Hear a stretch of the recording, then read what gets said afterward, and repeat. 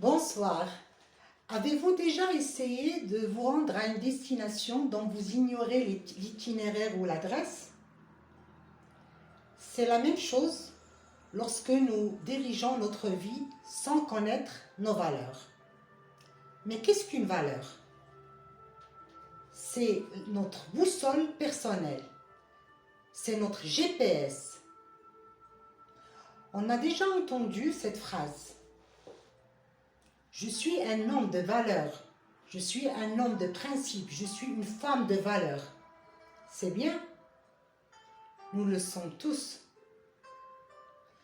Alors, lors de mes accompagnements, quand je pose cette question à mes champions, c'est-à-dire celle de me parler de leurs valeurs, ils me lâchent une liste de valeurs comme le respect, le sérieux, la persévérance, l'amitié, la loyauté, etc. Et dans l'analyse, on constate que il y a des valeurs qui n'ont aucun sens pour eux, qui ne les représentent pas. Alors ici, on ne parle pas des valeurs qu'on a acquises par injonction ou les schémas classiques, standards. On parle ici de nos valeurs, de nos vraies valeurs, de nos valeurs personnelles, celles qui nous guident et nous laissent donc vraiment faire des choix, prendre des décisions comme on le désire, qui sont le moteur qui agit ou qui nous aide à vraiment piloter notre vie.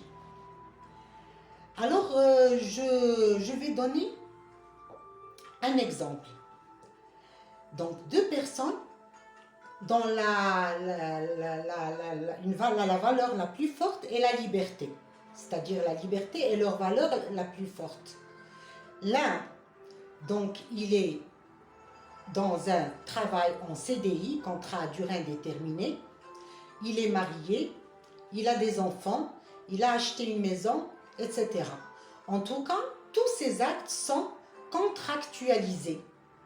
Donc, on remarque que ces actions ne s'allient en aucun cas avec sa valeur qui est la liberté.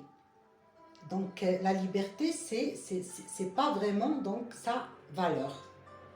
Parce qu'il ne fait rien pour démontrer, donc voilà, cette valeur. Par contre, le deuxième, il ne choisit jamais un travail en CDI. Il vit dans un